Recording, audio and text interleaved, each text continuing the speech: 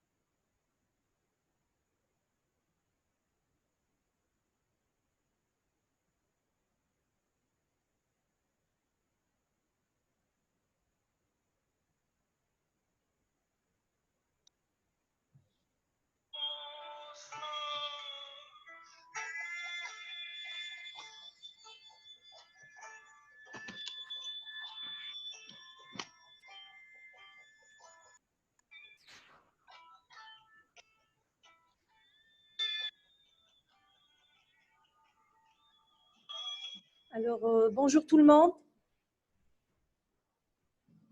Bonjour, vous m'entendez?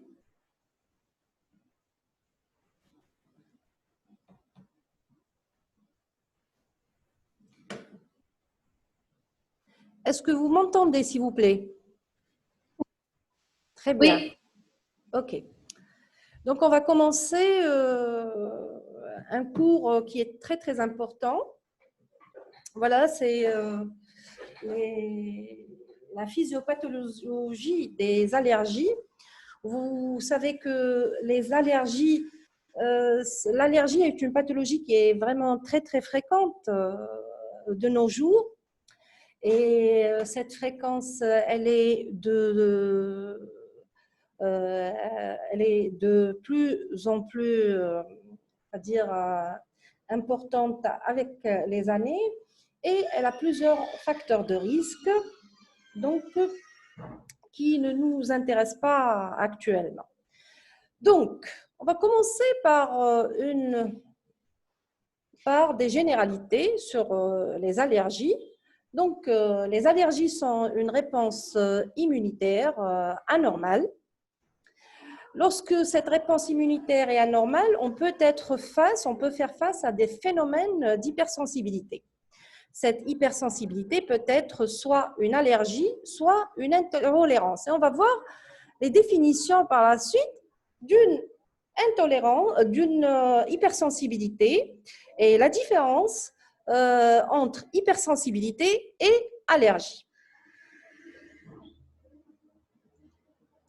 Donc, il est important de savoir les différencier. Par exemple, les allergies au lait de vache avec l'intolérance au lactose. Donc, l'allergie, c'est un mécanisme, elle implique obligatoirement un mécanisme immunitaire qui va se mettre en route, c'est-à-dire une vraie production d'anticorps ou de cellules spécialisées et dirigées contre un antigène. Donc, un antigène qui est bien particulier. Alors que l'intolérance n'est pas vraiment un mécanisme immunitaire. Il n'y a pas d'implication de phénomènes d'anticorps, d'antigènes, etc. Et c'est un phénomène qui est purement métabolique.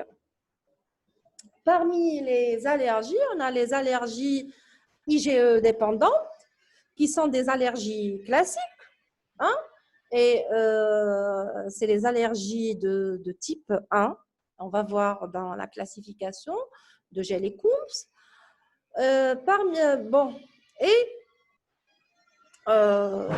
Et les allergies qui sont non IgE dépendantes, qui sont médiées par d'autres circuits de molécules. Donc, on va voir les IgM, les IgG, les cellules, etc. Voilà.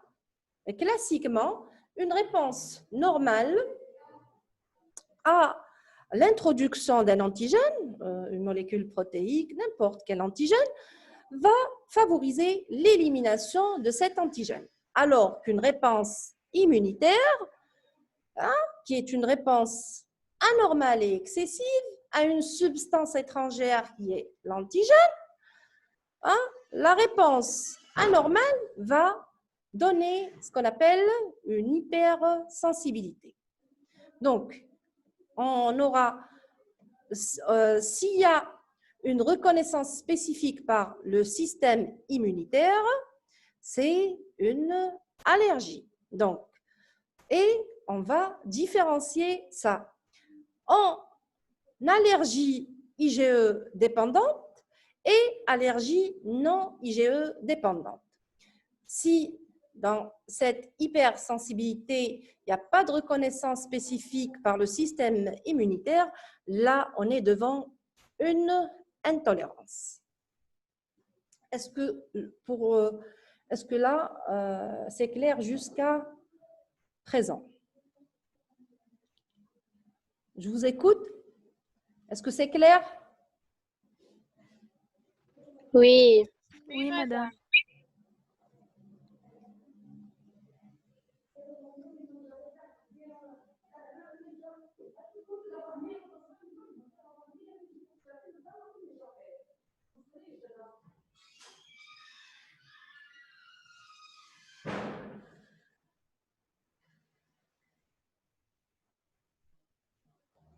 Je répète le schéma? D'accord. On revient. Donc, voilà. S'il y a une introduction, peu importe. Excusez-moi, je termine. Je ferme ma porte.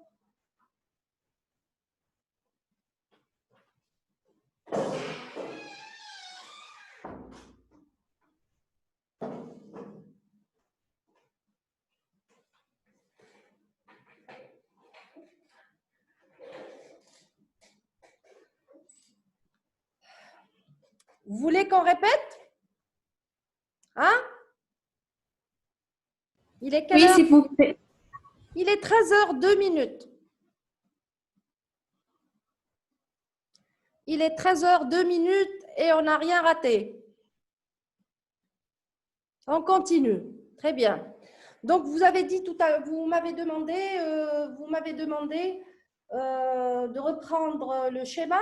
Donc, s'il y a une introduction d'une substance, peu importe, par exemple, je prends pour une allergie alimentaire. Hein.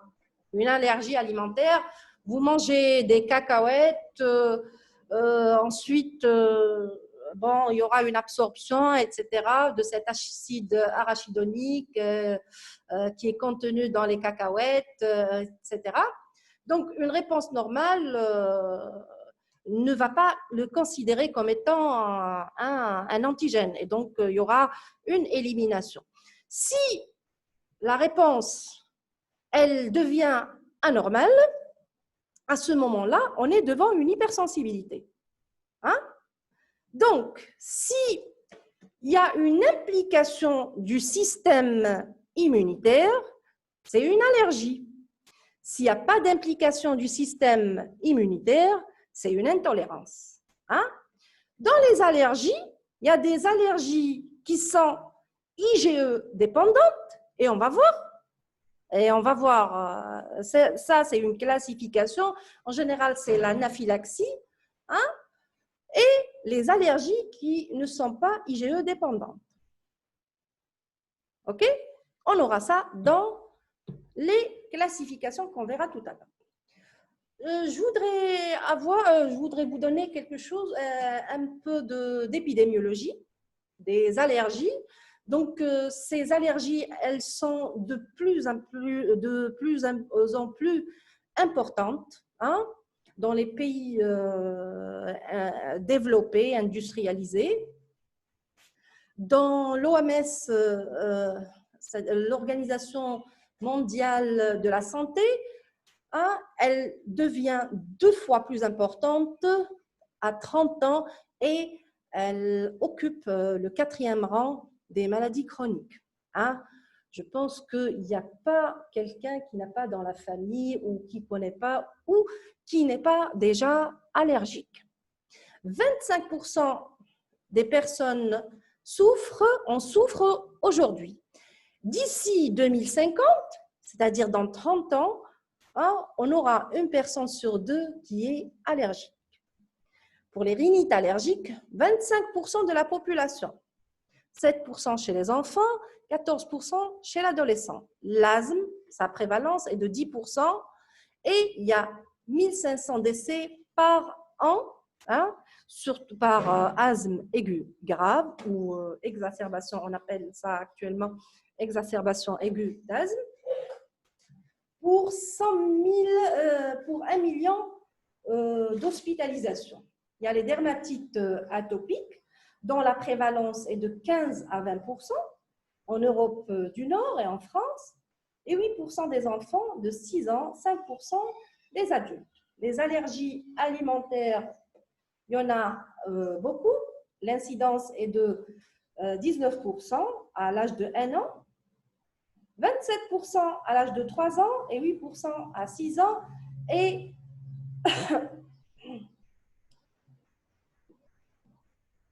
33 à 50% des allergies, 2 à 8% des asthmes, bon, c'est un facteur de sévérité, 1 à 5% des urticaires et 10 à 40% des chocs anaphylactiques. On verra quelque chose sur le choc anaphylactique qu'on va l'illustrer. On va voir les stades, quelques stades de...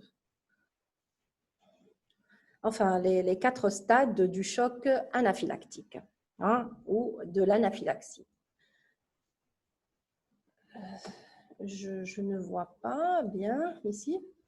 La définition. On va commencer par on va voir plusieurs définitions, hein. On va définir en premier temps l'hypersensibilité. Donc, c'est un symptôme. Hypersensibilité, c'est un symptôme objectif.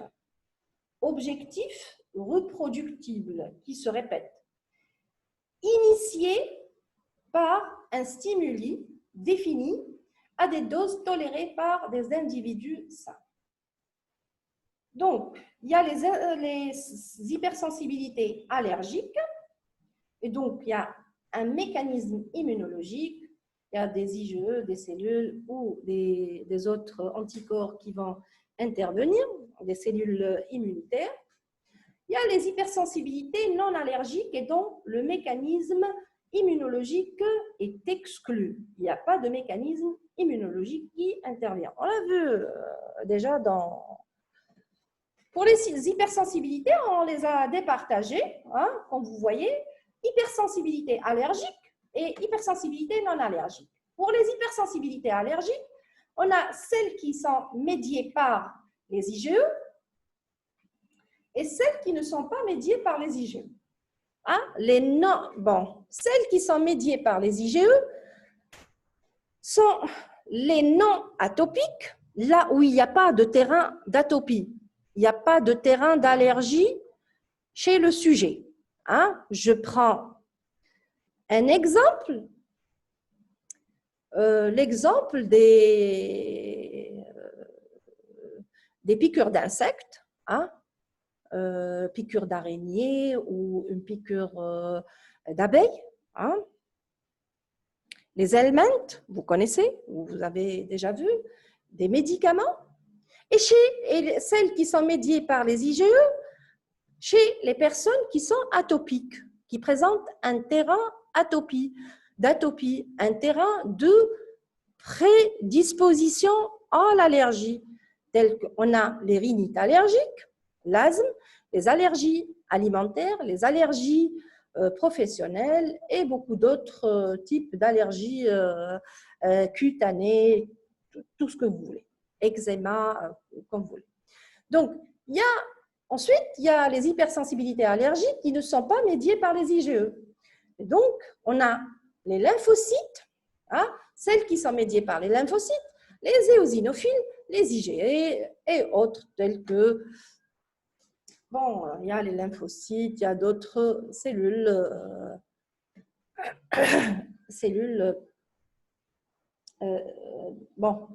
immunitaires. Pour l'allergie, par définition, est une réaction d'hypersensibilité provoquée par des mécanismes allergiques. Là, vous êtes, je vais voir, ça se répète. Atopique, on dit atopique, c'est pas atomique. Hein? Shehinaz. C'est atopique. On répète, oui, on doit répéter. Comme ça, vous allez garder ça bien en mémoire. Donc, l'allergie peut être médiée par les anticorps ou par des cellules. Le plus souvent, l'anticorps responsable appartient à la classe des IgE. Et les patients, alors, souffrent d'une allergie IgE médiée.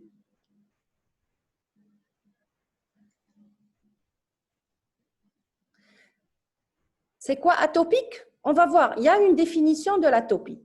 On va la voir. OK?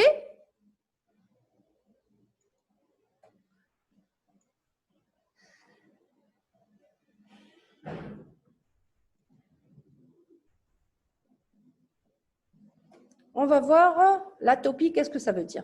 Très bien. Donc, les allergies associées à une sécrétion d'anticorps ne survient pas uniquement chez les patients atopiques, c'est-à-dire les patients qui présentent un terrain d'allergie, un terrain de prédisposition à l'allergie, là où il y a eu un premier contact. Le premier contact, il peut se faire dans la vie intra-utérine. Il y a une prédisposition génétique à faire de l'allergie. Dans des allergies non IgE médiées, comme on a vu les piqûres d'insectes, les allergies qui sont liées à les helminths, vous connaissez? Dans les anticorps, donc dans les cas d'allergie non médiée par les IgE, les anticorps peuvent être des IgG. C'est le cas de l'anaphylaxie qui est l'anaphylaxie due aux immunocomplexes contenant des dextrans et les réactions dites de type 3 selon la classification de Gell et Combs. C'est-à-dire, il n'y a pas d'intervention, il n'y a pas un premier contact et il y a directement dès que vous mettez, c'est-à-dire il y a l'allergène qui est là, il y a une sécrétion d'anticorps de type IgG et il y a une réaction immunitaire et une réaction allergique.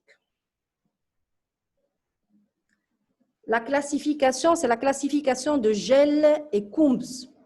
Pour les dextrans, c'est des substances, c'est des substances de remplissage, c'est une solution de remplissage vasculaire.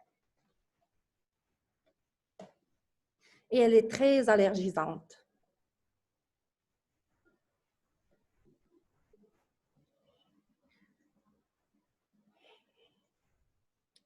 Voilà. On vient à l'atopie.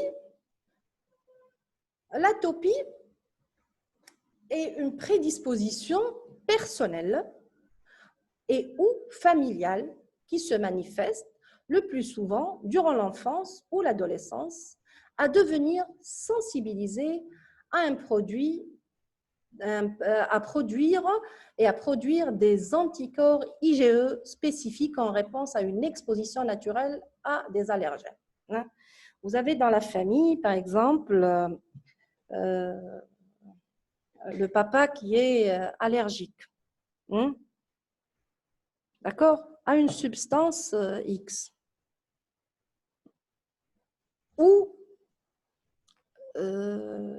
voilà, il y a une prédisposition. Donc, à tout moment, vous pouvez faire et refaire cette allergie. À ce moment-là, on va parler d'un terrain d'atopie, terrain atopique, terrain allergique, pour ne pas dire terrain atopique, là où il y a une prédisposition, que ça soit familiale.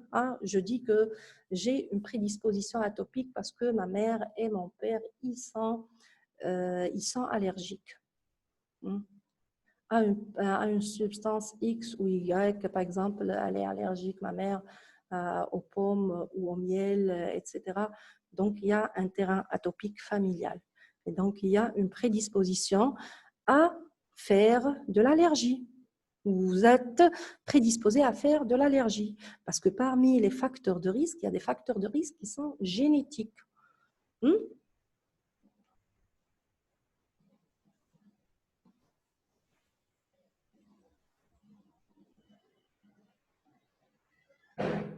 L'hypersensibilité devient allergie.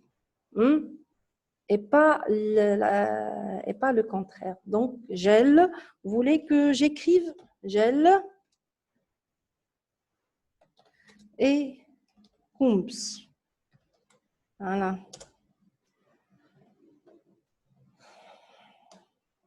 Donc, voilà, l'atopie est une prédisposition personnelle et ou familiale se manifestant le plus souvent durant l'enfance ou l'adolescence à devenir sensibilisé hein, on devient sensibilisé et on produit des anticorps type IgE spécifiques en réponse à une exposition naturelle à un allergène, quel que soit le type de l'allergène. En général, c'est des protéines.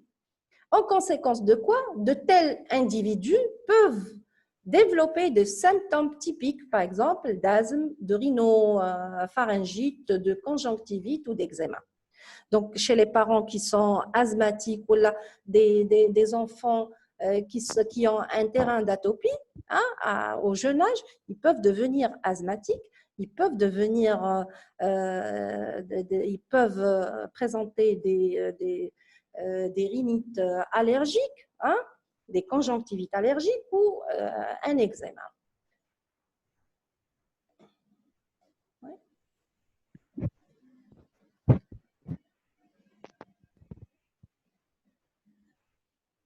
L'atopie n'est pas toujours, parce qu'il y a plusieurs facteurs. Hein. Il y a plusieurs facteurs, entre autres, il y a le facteur génétique. Mais il y a par exemple, la théorie hygiéniste. Hein.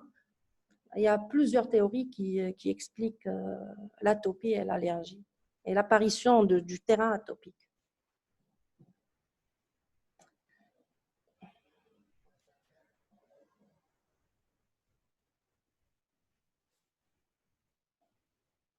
Donc, on continue. La sensibilisation, c'est un autre terme qu'on doit connaître et définir. Elle se définit par la présence d'un test cutané positif à tel ou tel allergène, hein, sans préjuger d'une réaction clinique quelconque de type allergique. C'est-à-dire, vous allez faire un test, plusieurs tests allergiques. Vous trouvez que vous avez une sensibilisation, par exemple, aux fraises, aux bananes, je ne sais pas, hein, sans que vous soyez ou sans préjuger qu'il y aura une réaction clinique quelconque de type allergique. Hein. C'est la présence d'un test cutané positif. Un test cutané, c'est-à-dire, je vais vous le montrer tout à l'heure à la fin. Il y a plusieurs types de tests cutanés qui se font. Donc, ça va donner une induration, une rougeur, etc., sans que cela veut dire que vous allez faire une réaction clinique quelconque de type allergique à un moment donné. Les allergènes. L'allergène, c'est quoi? C'est les antigènes qui sont capables, donc,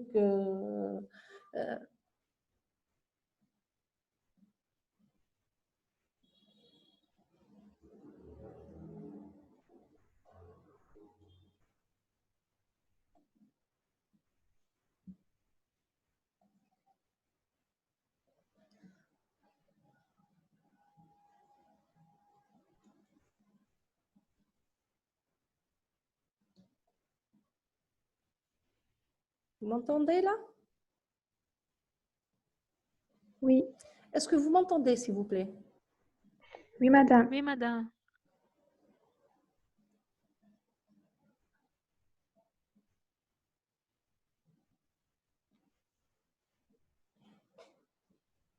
Très bien. Donc, les allergènes sont des antigènes capables d'induire une réaction d'hypersensibilité. On n'a pas dit une réaction d'allergie. Donc, il y a les pneumoallergènes.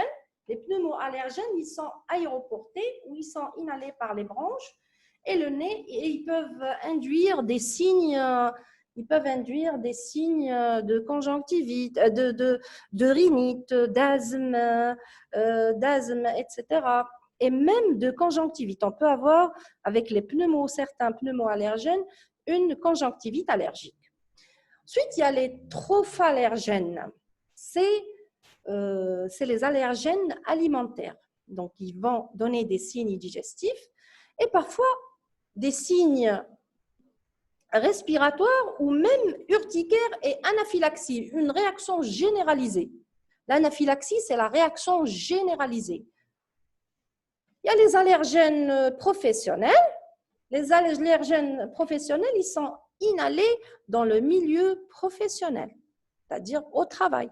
Hein. Il y a certains qui travaillent dans, par exemple,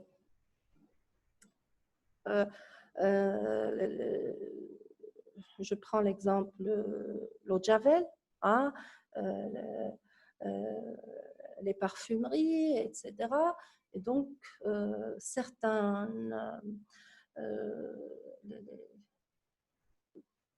l'alcool, hein, les usines, ils travaillent essentiellement dans les usines, les hôpitaux, hein, là où ils utilisent beaucoup de produits nettoyants, etc. Ces personnes-là, elles vont inhaler certains allergènes, par exemple les fermiers, hein. Il y a une pneumopathie, ce qu'on appelle la pneumopathie du fermier, et elle est de type, bon, c'est allergique. Il y a les allergènes, quatrième catégorie, c'est les allergènes recombinants. Et ces allergènes recombinants, ils sont obtenus in vitro, c'est-à-dire à l'extérieur du corps humain, et in vitro par intégration du matériel génétique codant pour les protéines de l'allergène. Donc, ces allergènes-là, ils sont utilisés en général pour le diagnostic allergologique. Quand vous faites des tests d'allergie, etc., ils vont essayer de copier de faire une copie conforme de l'allergène, conforme de la molécule mère et naturelle de l'allergène.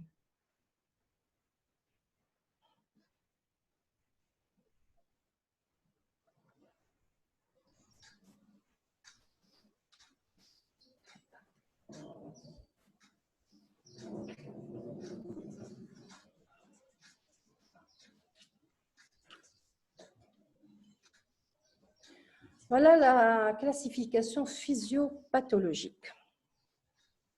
Bon, pour la physiopathe, on a deux classifications.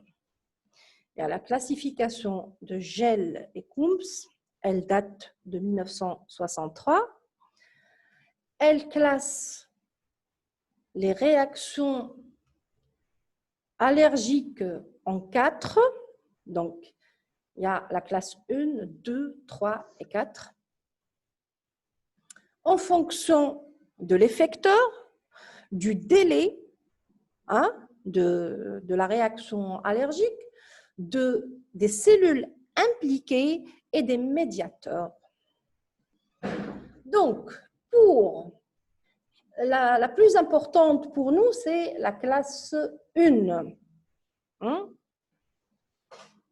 Donc, pour la classe 1, l'effecteur, bien sûr, c'est les immunoglobulines de type E. Le délai d'action, donc, c'est une réaction qui est immédiate. C'est une réaction d'hypersensibilité immédiate. Excusez-moi, je reviens. Ah, pardon. Les cellules qui sont impliquées sont les mastocytes et les basophiles, et les médiateurs, c'est l'histamine et essentiellement les leucotriènes. Leucotriènes et essentiellement, surtout l'histamine via ces différents récepteurs sur plusieurs organes, que ce soit cardiaque, vasculaire et pulmonaire et cérébral. Même dans l'estomac, ça se trouve dans le tractus digestif et ça explique les manifestations de l'allergie, les manifestations cliniques de l'allergie.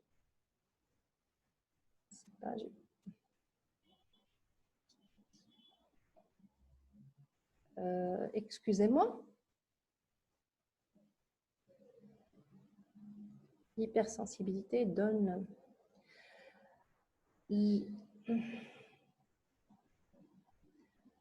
vous faites défaut. Là, vous faites défaut.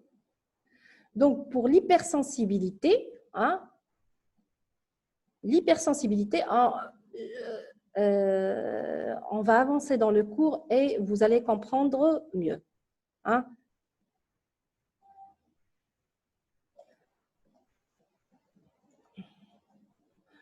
Donc, pour la classification, dans la classification de Gell et Coombs, il y a une nouvelle classification, vous allez comprendre mieux. Hein. Donc, il y a la deuxième classe, les facteurs, ce n'est pas les IgE, c'est les IgG, les immunoglobulines de type M. Et le délai, il est intermédiaire. Les cellules sont les phagocytes et excusez-moi, et le médiateur, c'est le complément.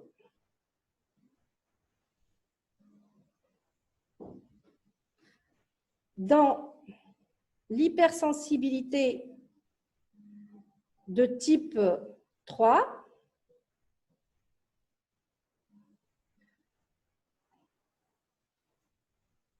vous m'écoutez? Oui.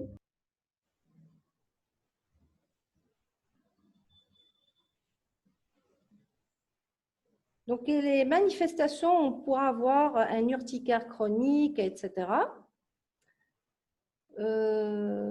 Pour le type 3, c'est également les IgG.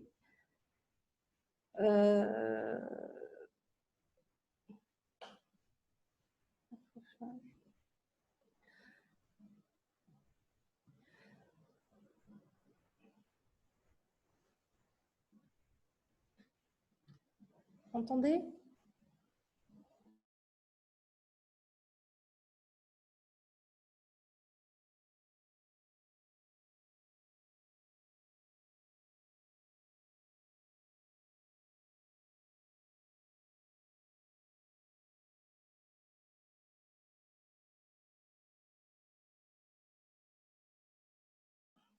Pour l'hypersensibilité, pour la classe 4 de Gell et Coombs, les facteurs, c'est bien les cellules. Le délai, c'est une réaction qui est retardée. Et les cellules sont les lymphocytes et les macrophages.